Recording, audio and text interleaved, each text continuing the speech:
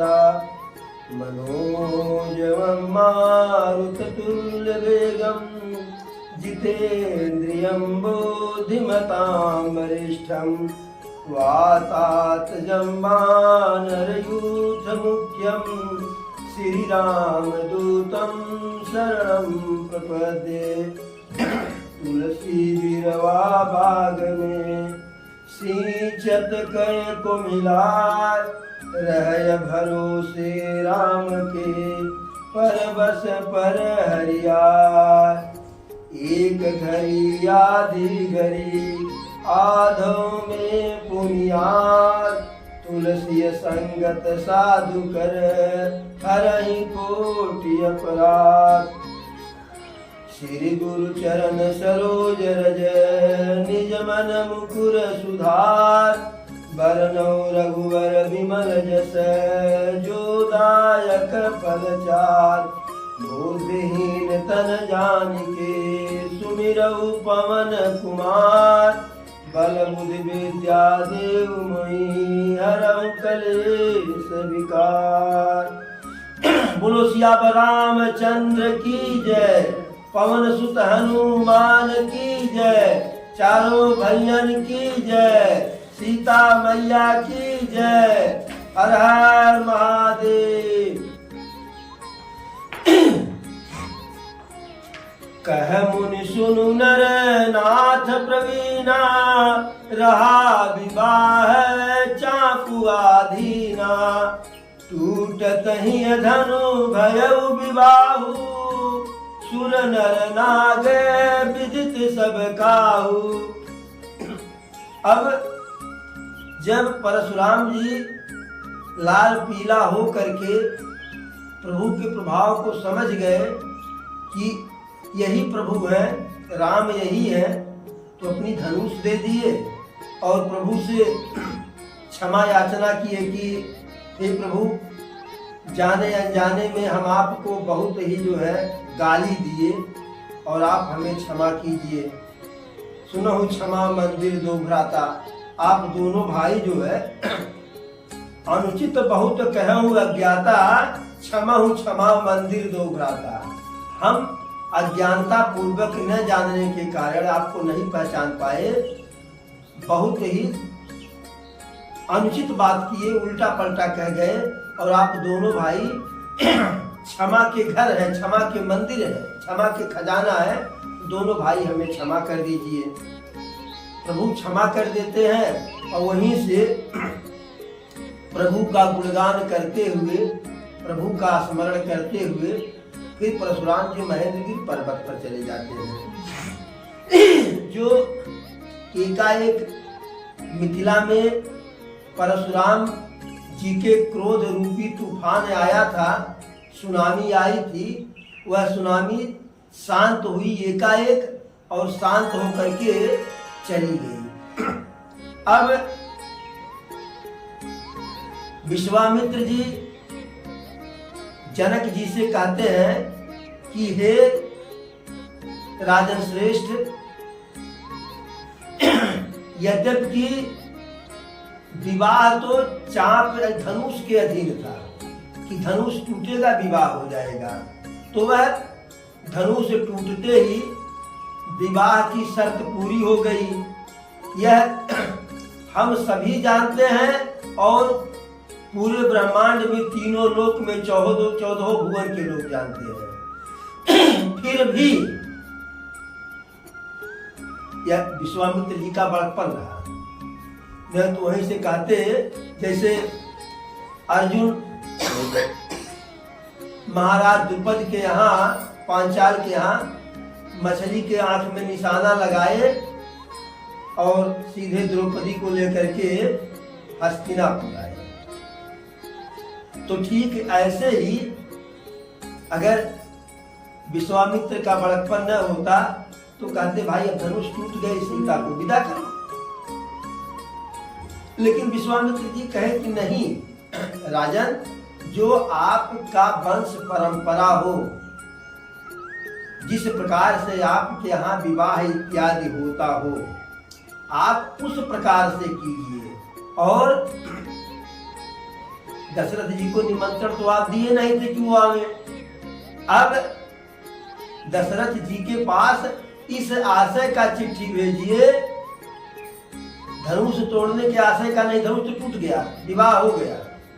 इस आशय की चिट्ठी भेजिए कि विवाह यहाँ होना सुनिश्चित है, या यूं मान के चलिए कि हो गया है। अब वो वहां से बारात लेकर के आवे और वर कन्या को आशीर्वाद दें, इस आशय से आवे। जब विश्वामित्र जी ऐसा कहे तो जनक जी बिल्कुल जो है एकदम प्रसन्न हो गए, एकदम प्रसन्न हो गए कि इससे अच्छा हमारे लिए क्या होगा, इससे अच्छा हमारे लिए क्या होगा। कहाँ कोई दूसरा धनुष तोड़ता तो लेकर के सीधे चला जाता, अब यहाँ तो वैवाहिक है, रीति रिवाज से विवाह होगा। कहे बिल्कुल ठीक है। और हरसि चले निज निज गृह आए, पुनि परिचारक बोली पठाए। जनक जी अपने सभी सेवकों से, राज दरबारियों से, इन सब से कह दिए कि अब जा करके जो है पूरे नगर को, नगर तो वैसे भी सजाया गया था लेकिन अब बारात आएगी इसलिए और सुंदर सजाओ, चाइना वाली झालर जगह जगह लगाओ, हीरे मोती के खंभे गाड़ो और उस खंभे का आकार ऐसे बनाओ जैसे केला का पौधा हो, बांस का पेड़ हो, रहे शुभ वाला, लेकिन वह रहे जैसे केला का पौधा लगा देते हैं विवाह उवाह में शुभ होता है या किसी धार्मिक कार्य में, तो रहे शुभ वाला लेकिन वह हीरे जवाहरात का बना हुआ हो। और फिर धावक को बुलाते हैं, संदेश वाहक को, और उसे जो है बुला करके जो है कहते हैं कि तुम्हें अयोध्या जो है यह चिट्ठी लेकर के जाना है। रचहु विचित्र वितान बनाई, सिर धरी बचन चले सचुपाई। जिनसे कहे थे कि जाकर के नगर को सजाओ, वह जो है नगर को विचित्र बनाओ, सामियाना लगाओ, कनात लगाओ, रंगमहल बनाओ, वह जनक जी के आदेश को सुन करके, मान करके, प्रणाम करके कि ठीक हम जा रहे हैं। और उधर से जब हरिकारा आया जिसे संदेशा लेकर के जाना था, उसके हाथ में चिट्ठी दे दिए। पठय बोली गुनियति नाना, जे वितान विधि कुशल सुजाना। अब सजाने वाले जो है गए, जो सजाने की कला में माहिर थे, और वो नाना प्रकार से सजाए और संदेश वाहक को चिट्ठी दे दिए कि जा करके अयोध्या में दशरथ जी को जो है चिट्ठी दे दीजिए। अब सजावट जारी है, दूत चिट्ठी लेकर के दशरथ जी के पास जा रहा है। अब बीच में जो समय खाली बचा तो लक्ष्मण जी को प्रभु राम, विश्वामित्र जी और जनक जी मिथिला का हीरो बना दिए थे। जैसे जनक जी जब कहे कि कोई वीर नहीं है तो लक्ष्मण भैया को अवसर मिल गया फुटकारने का। अब वह जो है खड़ा होकर के अपना बुमबुमाए। जनक जी अवसर न दिए होते, अरे धीरे से जाते, जब पहचान गए थे कि प्रभु आए ही हैं तो धीरे से विश्वामित्र जी से कह देते कि गुरुदेव प्रभु को भेज के धनुष तोड़वा दीजिए, लेकिन ऐसा नहीं किए, ऐसा नहीं किए और लक्ष्मण जी को बोलने का अवसर मिल गया। तो जनक जी फिर जब लक्ष्मण जी बोलने लगे, चाहे जनक जी के बात पर चाहे विश्वामित्र की बात पर, अरे परशुराम जी की बात पर, अगर प्रभु राम चाहे होते एक बार कायदे से टाइट कर दिए होते, चुप उसमें बैठो, तो वह बोल नहीं सकते थे। प्रभु भी उनको हीरो बना दिए।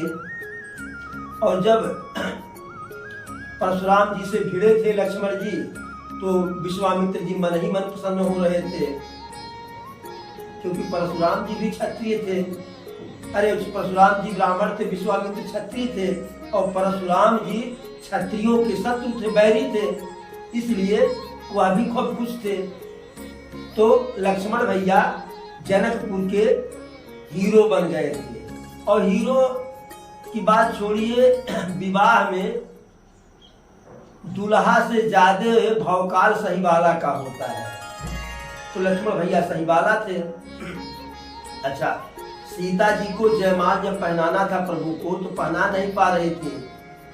सीता जी की सखियां लक्ष्मण जी को एक वचन दे दी थी कि माला पहनाओ, आपका विवाह करवा देंगे, धीरे से कह करके। अब उनको लगा कि कहे तो हम है विवाह करवा देंगे, अब जो गार्जियन है वह विवाह करने की बात कही नहीं है, और ये बिगड़ायल है ये है, अब जैसे कुछ होगा तो विवाह हमारा करवाइए, और बात आगे बढ़ी नहीं है। तो सीता की सखिया क्या की कि चलिए छोटके को पल्ला छोटके को थोड़ा सा चिढ़ाया जाए, और जब चिढ़ाएंगे तो यह नाराज हो जाएगा, जब चिढ़ाएंगे तो यह नाराज हो जाएगा।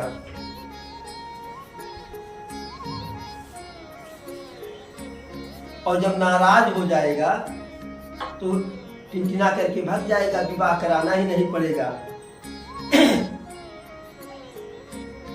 तो गई सखियां लक्ष्मण जी के पास। लक्ष्मण जी बिल्कुल अपने भावकाल में टाइट, कहीं की बात टाइट है, क्या बात है, बड़ा मुस्कुरा रहे हैं, लगता है कोई बड़ी तीर मार दी है। तो लक्ष्मण जी कहे काम ही ऐसा किए हैं, कहीं कौन सा काम किए हैं? अरे कहे जो कोई नहीं कर पाया हुआ काम हम लोग किए हैं। अब जैसे ही कहे कि जो कोई नहीं कर पाया वह काम हम किए हैं, तैसे उनको जो है लक्ष्मण जी को गरियाने का मौका मिल गया। तो कहती हैं, धरि ध्यान सुनो धनुधारी की गारी मिथिला की, धरि ध्यान सुनो धनुधारी की गारी मिथिला की, श्री रघुबर अवध बिहारी की गारी मिथिला की। कह रही हैं कि सखियां कह रही हैं, ये बताइए यहाँ आप आए हैं, आपको बुलाया गया था, आपके पास चिट्ठी गई थी, अपने मन से काहे चले आए? तो लक्ष्मण जी कहे कि चिट्ठी गई थी, न्योता गया तब आए थे। सखिया कहीं न्योता कहाँ गया था? अब इस बात को लेकर के लक्ष्मण जी से और सीता जी की सखियों से बहस होने लगा। तो सीता जी की सखियां कहीं कि देखिए आपके कहने से हम नहीं मानेंगे, आपके कहने से नहीं मानेंगे। फिर कहे कि किसके कहने से? वही बैठ गया, ठीक बात, और चटाई बिछा तो कहीं कि आपके कहने से नहीं मानेंगे, आपके भैया झूठ नहीं बोलते,